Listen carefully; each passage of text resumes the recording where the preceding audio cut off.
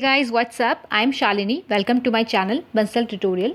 सो हम यहाँ डिस्कस कर रहे थे क्लास 6 की एनसीईआरटी। हमने चैप्टर 1 to 6 डिस्कस कर लिया था। चैप्टर 7 हम डिस्कस कर रहे थे new questions and ideas. Basically हमने इसमें डिस्कस किया था ऐसा क्या रीज़न था कि नए क्वेश्चंस और न्यू आइडियाज़ आपके उभर के आते हैं। ठीक है, बेसिकली इसमें हमने देखा था जैनिज्म और बुद्धिज़्म के बारे में। ये क्या रीज़न था कि जैनिज्म और बुद्धिज़्म को लोगों के द्वारा अपनाया जाता है और ये बहुत बड़े रूप में आपका फैलते हैं। ठीक है, स्प्रेड होते हैं बहुत ही लार्ज रूप में। ठीक है, इसके बारे में हमने डिस्कस किया था। बुद्धा के इनिशियल स्टोरी के बारे में हमने यहाँ डिस्कस किया था कि बुद्धा का जन्म कहाँ होता है। ठीक है, उनके बचपन का क्या नाम था। एनलाइटमेंट के बाद बुद्धा का नाम जो होता है बुद्धा हो जाता है, पहले उसको सिद्धार्थ कहा जाता था। ठीक है, तो हमने ये सारी चीज़ें डिस्कस की थी। ठीक है, फिर हमने देखा था, ये भी देखा था कि किस तरह से जब उनका जन्म होता है तो एस्ट्रोलॉजर उनके बारे में क्या भविष्यवाणी करते हैं, क्या फोरकास्ट करते हैं, और उसके बाद उनको कितनी लाविश लाइफ दी जाती है। और फिर भी स्टोरी चेंज हो जाती है जब वो घर से बाहर निकलते हैं और ऐसा वो कुछ देखते हैं जिससे उन्हें पता चलता है कि नहीं, ये सब चीज़ें मोह माया है, और सब कुछ छोड़ के अबंडन करके वो चले जाते हैं छोड़ के। ठीक है, तो इन सारी चीज़ों को हमने डिस्कस कर लिया था अपने लास्ट लेक्चर में। आई होप आपने वो लेक्चर देखा होगा। अगर नहीं देखा है तो आपको लिंक डिस्क्रिप्शन बॉक्स में मिल जाएगा। पहले आप वो लेक्चर देख लेना, देन आप ये लेक्चर देखोगे तो आपको ज़्यादा चीज़ें अच्छे से क्लियरिटी होगी। ठीक है, सो आज हम डिस्कस करने वाले हैं आपके 3 स्टेज ऑफ बुद्धा लाइफ कि क्या स्टेजेस थे आपके बुद्धा के लाइफ के। 4 नोबल ट्रुथ को देखेंगे। ठीक है, फिर हम देखेंगे कि ऐसे कौन कौन से जगह थे जहां बुद्धिज्म बहुत ज़्यादा स्प्रेड हुआ था और बुद्धिज्म के डिक्लाइन होने का क्या रीज़न था। ठीक है, हम इस सब सारी चीज़ों को आज डिस्कस करेंगे। ठीक है, और अगर आप आज के पॉइंट ऑफ व्यू से देखो तो बुद्धिज्म जो टॉपिक है वो काफ़ी इंपॉर्टेंट है, और आप बोलो तो बुद्धा जो है रिलेवेंट है आज के टाइम के हिसाब से। तो कैसे रिलेवेंट है, तो अगर बुद्धा का जो मेन प्रीचिंग था उसमें बुद्धा ने बोला था कि आप सेल्फलेसली काम करो। ठीक है, एंड अपनी ड्यूटी को 100% निभाओ। तो आप अगर आज के टाइम में अगर अपने सराउंडिंग में देखोगे तो इतनी हैवक सिचुएशन है, उसके बाद भी लोग सेल्फलेसली काम कर रहे हैं। ठीक है, अगर आप डॉक्टर्स की बात करो तो अपने वो ड्यूटी को 100% निभा रहे हैं। ठीक है, विदाउट एनी कोई डिज़ायर। ठीक है, और लोगों की जान बचा रहे हैं। तो इस वजह से ये काफ़ी इंपॉर्टेंट है आज के पॉइंट ऑफ व्यू से। ओके, अब हम स्टेजेस देख लेते हैं बुद्धा के लाइफ के। तो पहला जो स्टेज है वो ग्रेट रिनाउंसिएशन है।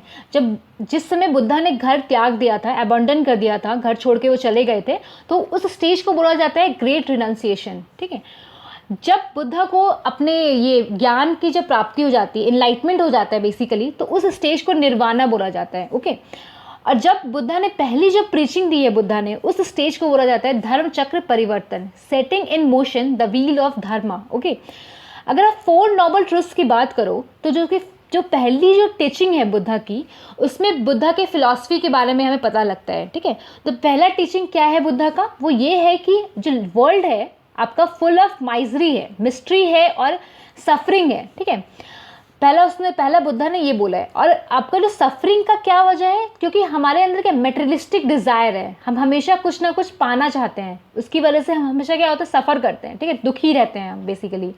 और आपका दुख कैसे एंड होगा, आपका सफरिंग कैसे एंड होगा, जब आपका डिज़ायर खत्म हो जाएगा। ठीक है, जब आपका किसी चीज़ को पाने की जो इच्छा है जब वो खत्म हो जाएगी तो आपकी सफरिंग भी खत्म हो जाएगी, ऐसा बुद्धा ने कहा है। ओके, और डिज़ायर से आप कैसे बाहर निकल सकते हो, तो डिज़ायर से बाहर निकलने का सबसे अच्छा रास्ता है कि बुद्धा के द्वारा 8 फोल्ड पाथ बताया गया है, जो भी हम डिस्कस करेंगे।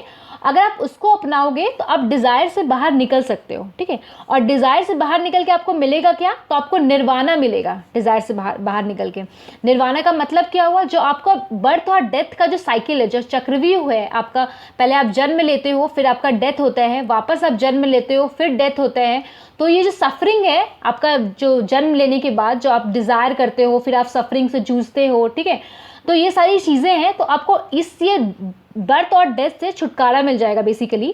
ठीक है, निर्वाणा की प्राप्ति हो जाएगी। ओके, तो ऐसा बोला है उन्होंने। अब उनका 8 फोल्ड पाथ क्या है वो हम देख लेते हैं। 8 फोल्ड पाथ को उन्होंने धर्म चक्र बोला है। ठीक है, जो ऐसा कोड ऑफ कंडक्ट है जो हर किसी को अपना निभाना चाहिए या उस पर चलना चाहिए, और इसको उन्होंने अष्टांगिका मार्ग भी कहा है। अगर आप उसका कोट्स देखो तो वो ये है कि राइट बिलीफ, सही चीज़ पर बिलीफ रखो। ठीक है, सही सोच रखो अपनी। ठीक है, सही चीज़ बोलो, सही एक्शन करो, सही अपना लाइवलीहुड अपनाओ। ठीक है, जो भी आप प्रोफेशन अपना रहे हो वो सही तरीके से अपनाओ। ठीक है, अपना एफर्ट सही लगाओ, नॉलेज सही यूज़ करो, ठीक है, मेडिटेशन करो। तो ये सारे इनके आपका अष्टांगिका मार्ग है, 8 फोल्ड ट्रुथ है, ठीक है, पाथ है आपका। तो टीचिंग जो है बुद्धा को, टीचिंग जो था बुद्धा का, उसको कंपाइल किया गया है 3 बुक में। ओके, जो 3 बुक है उसको त्रिपिटका बोला गया है या फिर 3 बास्केट।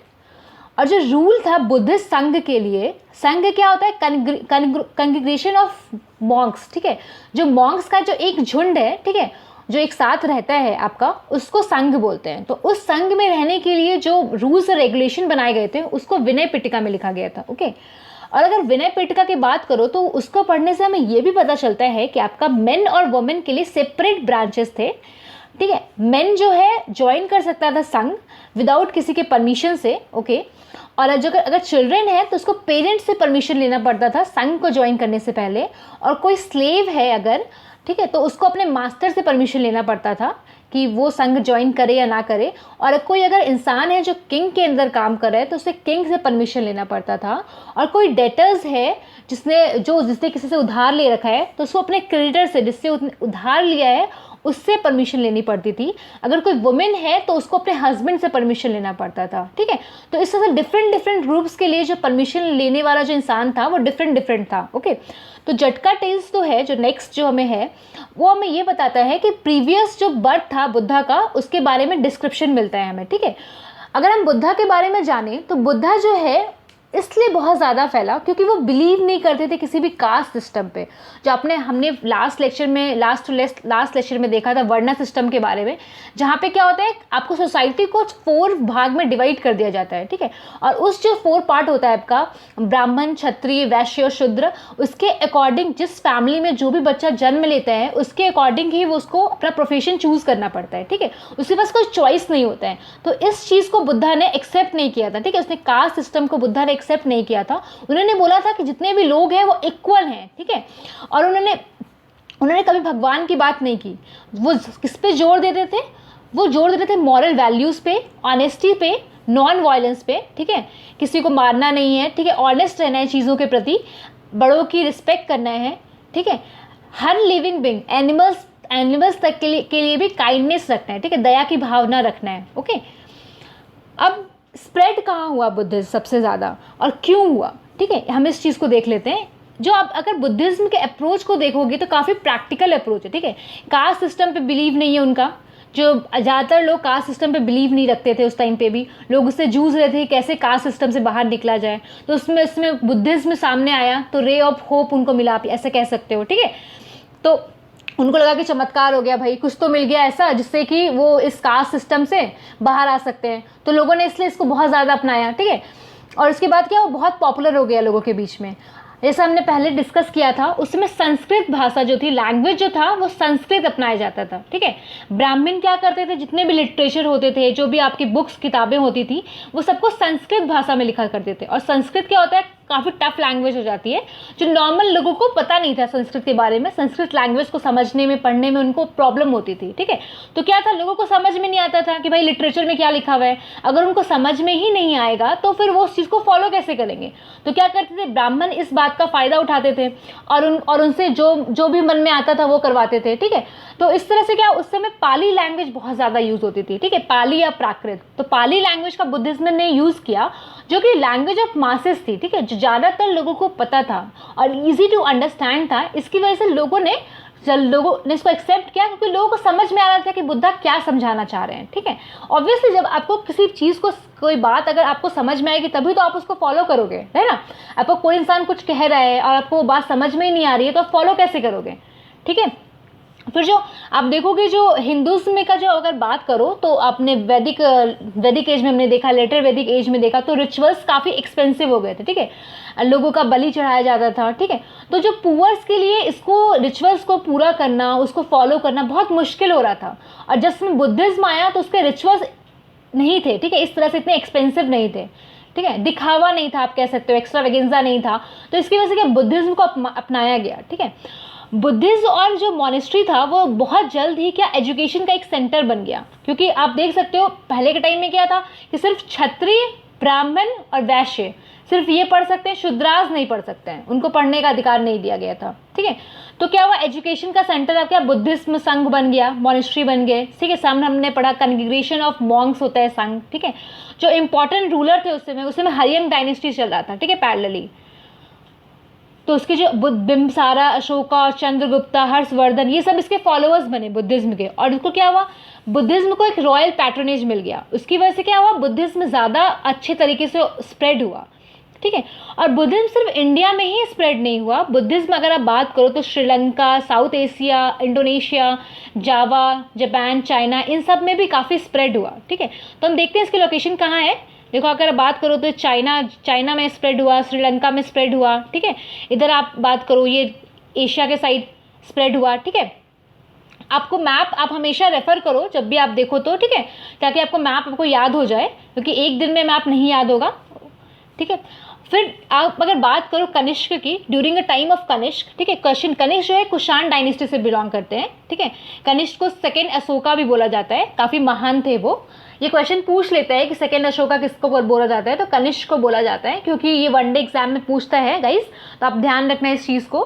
तो कनिष्क के टाइम में क्या हुआ कि बुद्धिज्म ना दो पार्ट में डिवाइड हो गया, एक उसका महायान और एक हो गया हीनयान। ठीक है, तो जो ये जो लोग थे, महायान वाले जो लोग थे, वो क्या थे, बुद्धा को ना पूजा करते थे, भगवान मानते थे बुद्धा को। ठीक है, महायान से महान आप ऐसे याद कर सकते हो, बुद्धा को महान बना दिया था उन्होंने और उनकी पूजा करने लगे थे। हम भगवान को महान समझते हैं ना, तो वैसे वो लोग बुद्धा को महान समझने लगे थे। ओके, ठीक है, और उनकी पूजा करने लगे थे। ठीक है, और दूसरा क्या था, ये जो हीनयान थे वो सिर्फ बुद्धा को प्रीचर समझते थे कि सिर्फ वो अपनी फिलॉसफी लोगों को बता रहे हैं। ठीक है, ऐसा समझते थे।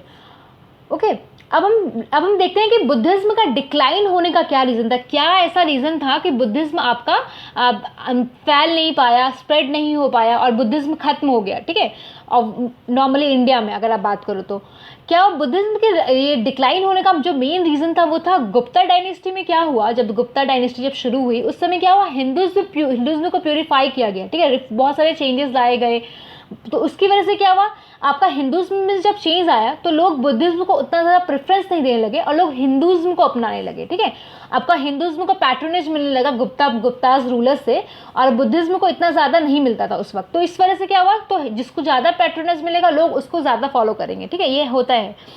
फिर उसी समय क्या हुआ, हुनाज का इन्वेजन हुआ। ठीक है, मतलब हुनाज का आक्रमण हुआ इंडिया पे। ठीक है, उस वक्त क्या हुआ, तो जब हुनाज का आक्रमण हुआ तो बहुत सारे बुद्धिस्ट विहार थे। ठीक है, विहार ऐसी जगह होते हैं जहाँ पे लोग रहते हैं, मॉन्क्स रहते हैं। ठीक है, तो उनको डिस्ट्रॉय कर दिया गया हुनाज के द्वारा। इसकी वजह से भी क्या हुआ, बुद्धिज्म डिक्लाइन हो गया।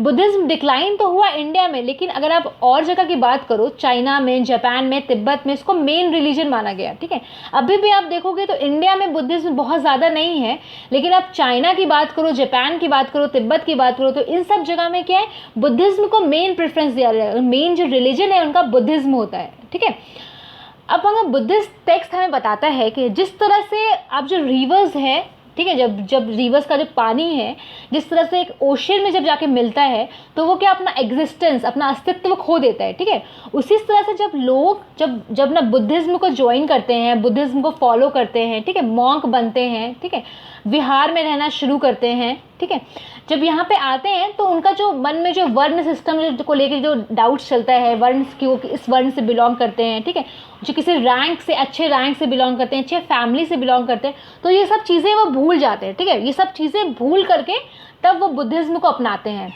आई होप गाइज आपको ये लेक्चर समझ आया होगा। अगर आपको पसंद आया हो तो प्लीज़ आप लाइक करना, क्योंकि लाइक करने से काफ़ी मोटिवेशन मिलता है कि लेक्चर अच्छा आ रहा है और नेक्स्ट टाइम और अच्छा लेक्चर लेके आने का मन करता है। ओके, एंड अगर पसंद ना आए तो आप डिसलाइक भी कर सकते हो, पर अगर डिसलाइक करो तो रीज़न ज़रूर बताया करो, क्योंकि अगर आप रीज़न नहीं बताओगे तो पता कैसे चलेगा कि क्या चीज़ें हैं जो समझ नहीं आ रही है। ठीक है, तो अपने आप को इम्प्रूव करने का भी मौका मिलेगा मुझे। और गाइज अभी तक आपने ये चैनल सब्सक्राइब नहीं किया तो सब्सक्राइब कर देना। एंड आपका जो लेक्चर है वो आपका आता है ऑल्टरनेट डेज पे, मंडे, वेडनेसडे और थर्सडे आता है। ठीक है, सॉरी थर्सडे नहीं, फ्राइडे आता है। मंडे, वेडनेसडे, फ्राइडे आता है आपका हिस्ट्री का लेक्चर। संडे को कुछ डिफरेंट वीडियोस आते हैं, आप उनको भी देख सकते हो। Thank you so much guys.